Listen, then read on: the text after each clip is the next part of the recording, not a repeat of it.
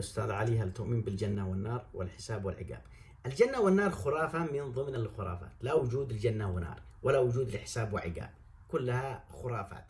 كان زمان ما بش حاجة تخوف. بعت دينك يا ابو خيتي، صرت كافر بالجحودي، ناكر الاسلام يهودي بايذق نار الجحيم.